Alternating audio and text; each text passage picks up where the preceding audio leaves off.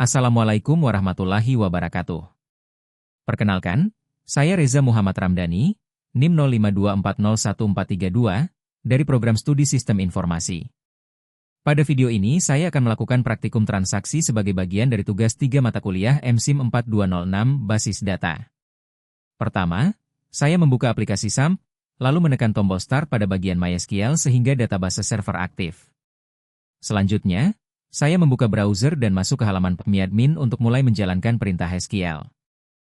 Setelah masuk ke PMI-admin, saya menuju ke tab Databases. Di bagian Create Database, saya membuat database baru dengan nama db_transaksi. Lalu saya klik Create. Setelah database berhasil dibuat, saya klik database tersebut untuk masuk ke dalamnya. Selanjutnya, saya membuat tabel baru menggunakan perintah SQL. Saya masuk ke tab SQL, lalu menjalankan perintah berikut.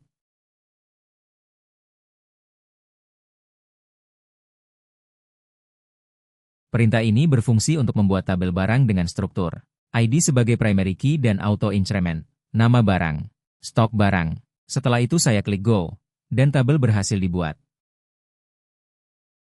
Berikutnya saya masih pada tab SQL, dan memasukkan data awal menggunakan perintah.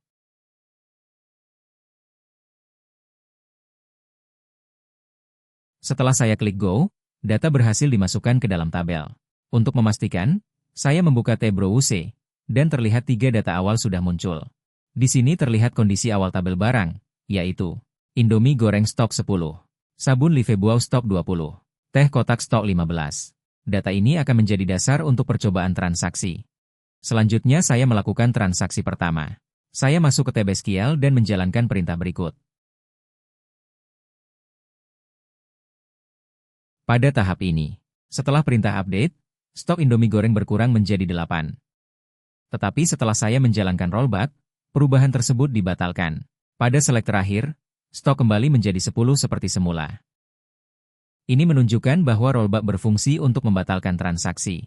Setelah itu saya melanjutkan ke transaksi kedua. Masih di tab SQL, saya menjalankan perintah. Penjelasannya. Stok sabun Livebau berkurang menjadi 17. Setelah perintah commit, perubahan tersimpan permanen. Select terakhir menunjukkan bahwa stok tetap berubah dan tidak kembali ke nilai awal. Ini menunjukkan bahwa commit digunakan untuk menyimpan transaksi secara permanen. Dari praktik ini dapat disimpulkan bahwa rollback digunakan untuk membatalkan perubahan data pada transaksi. Commit digunakan untuk menyimpan perubahan secara permanen. Fitur transaksi sangat penting untuk menjaga integritas dan konsistensi data pada sebuah database. Setelah selesai melakukan praktikum transaksi di bagian 1, sekarang saya akan melanjutkan ke bagian 2, praktikum basis data terdistribusi. Pada bagian ini, saya akan mensimulasikan distribusi data dengan membuat tabel tambahan dan melakukan query gabungan dalam database yang sama, db_transaksi. Membuat tabel cabang 1. Masuk ke database db_transaksi, kemudian ke tab SQL, jalankan. Tabel ini akan menyimpan data pelanggan dari cabang 1. Mengisi data cabang 1. Klik Go, data akan masuk. Membuat tabel cabang 2. Tabel ini akan menyimpan data pelanggan dari cabang 2. Mengisi data cabang 2.